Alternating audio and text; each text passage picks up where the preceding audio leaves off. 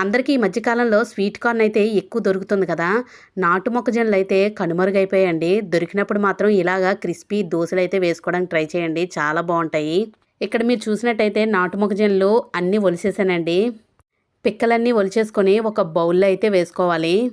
ముందు రోజు నైట్ అయితే ఇది నానబెట్టుకోవాలండి. కొంచెం గట్టిగా హార్డ్‌గా ఉన్నవే తీసుకోండి. అలాగైతేనే దోస అనేది పర్ఫెక్ట్‌గా వస్తది. లేతవైతే అంత బాగా రావు. నేను ఒక టీ గ్లాస్‌కి కొంచెం కిందకే రైస్ అయితే తీసుకుంటున్నాను.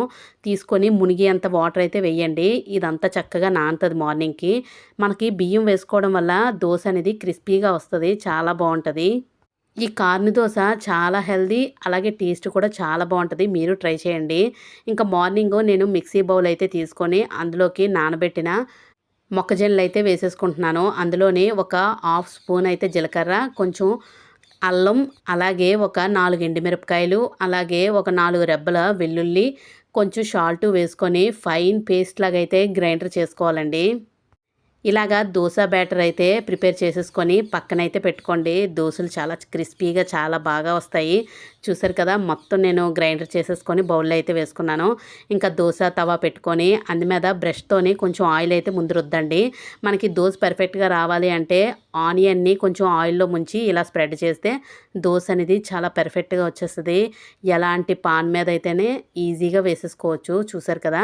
ఈ మాత్రం కన్సిస్టెన్సీలో అయితే ఉండాలి బ్యాటర్ అనేది. అలా వేసుకొని చక్కగా పైన ఉల్లిపాయలు, పచ్చిమిర్చి, అల్లం, కొత్తిమీరి మీకు ఏది నచ్చితే అది పైన అయితే స్ప్రెడ్ చేసుకొని కొంచెం ఆయిల్ అయితే వేసుకోండి. ఇంకా వీడియో చూస్తూ ఎవరైనా లైక్ ఇవ్వకపోతే ఒక లైక్ అయితే ఇవ్వండి. అలాగే ఛానల్‌ని సబ్స్క్రైబ్ చేసుకోండి. చూసారు కదా! క్రిస్పీ దోస అయితే రెడీ అయిపోయింది. మీరెప్పుడైనా ఇలా నాటు మొక్కజొన్నలతోని దోస ట్రై చేశారా? ట్రై చేస్తే తప్పకుండా కామెంట్ సెక్షన్‌లో అయితే పెట్టండి. దీనికి చట్నీ కూడా అవసరం లేదండి. ఇలాగే టేస్ట్‌గా ఉంటది. ఇలాగే తినేయొచ్చు. నేనైతే ఇంట్లో కొంచెం టమాటా పచ్చడి అయితే ఉంది. అది వేసుకొని చక్కగా మంచిగా అయితే బ్రేక్‌ఫాస్ట్ అయితే కంప్లీట్ చేశాను.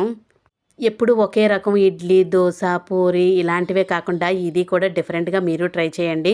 మీకు ఎలాగొచ్చిందో కామెంట్ సెక్షన్‌లో అయితే పెట్టండి. చూసారు కదా! యమ్మీ యమ్మీ దోస అయితే ఇంకా తినడానికైతే రెడీ అయిపోయింది.